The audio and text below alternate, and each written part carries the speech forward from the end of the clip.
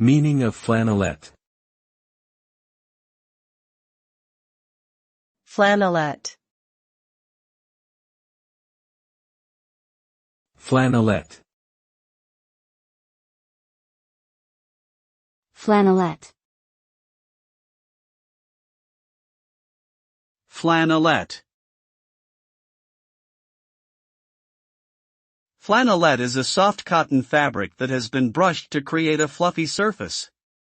It can be made in different weights and is often used for bed linens, baby clothing, and pajamas. The brushing process creates tiny fibers on the surface of the fabric which give it its characteristic softness and warmth.